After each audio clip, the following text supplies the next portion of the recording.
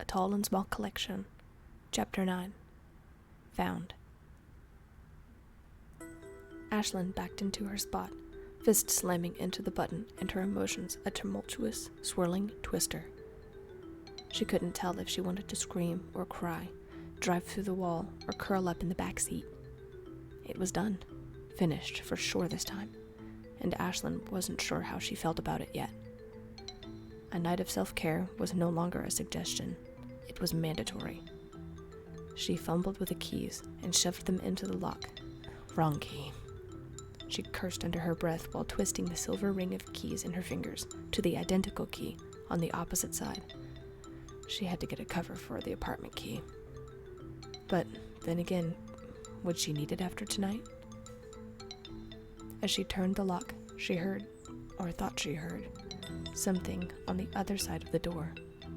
It was muffled and distorted and sounded like a voice. After a moment, it stopped. Ashlyn shook her head. It was a long day at the courthouse, and it was most likely the neighbor kids playing in the front yard again. She only hoped they didn't scuff up her windows again. She stepped through the door into the kitchen.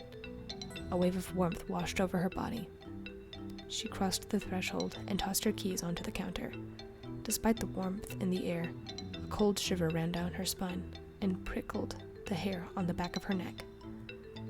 Something felt off about the air of the kitchen. Something charged and uneasy.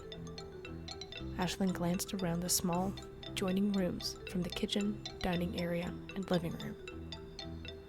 Nothing. Nothing looked disturbed.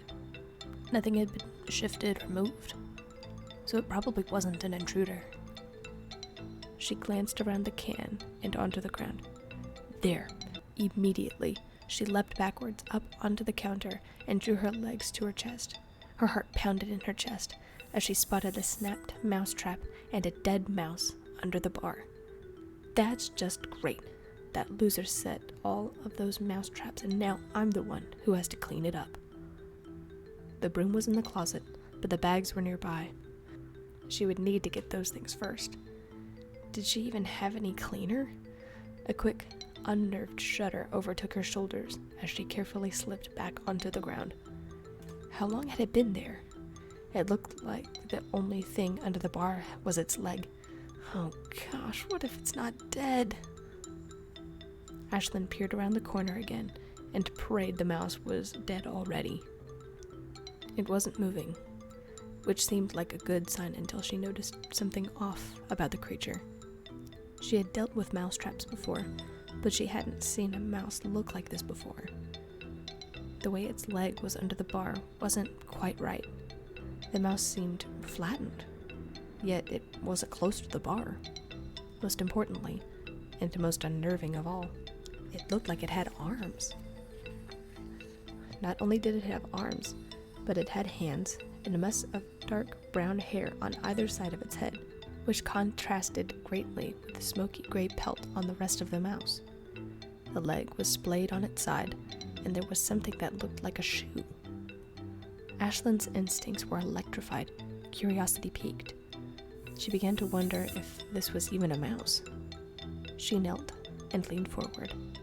Her heart began to beat faster, breath held unintentionally, as she reached out and pulled the mouse head, which she could now see had no eyes, up slightly. It lifted, revealing something she had never seen before.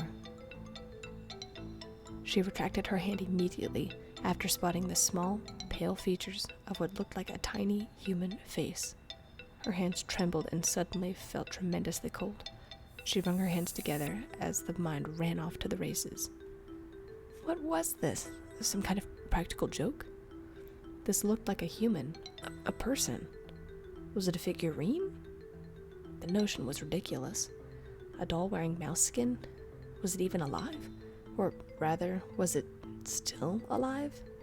She didn't want to check, but some part of her compelled her to do so.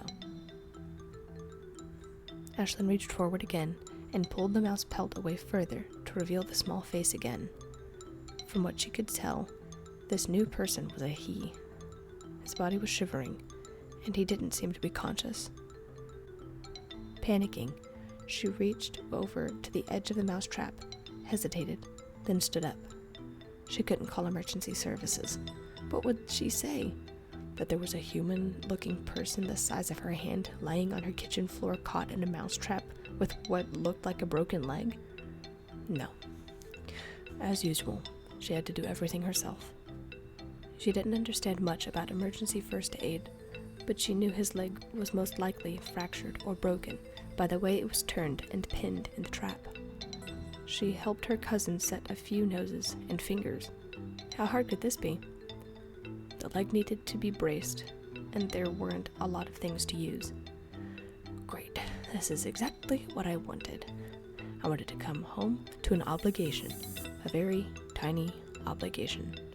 It's not like I was going to drown my sorrows in a bathtub and binge watch a season or two of something. Thankfully, her crafting from her youth was finally coming in handy. She quickly cut some cheap chopsticks and gathered up some tape before going back to the mousetrap. He, whatever he was still laying there relatively motionless, except for his shivering from time to time. As carefully as she could, Ashlyn secured the trap and lifted the bar. Instantly, there was a pain-filled gasp as the small figure lurched and turned, rolling off of the trap and onto the tile.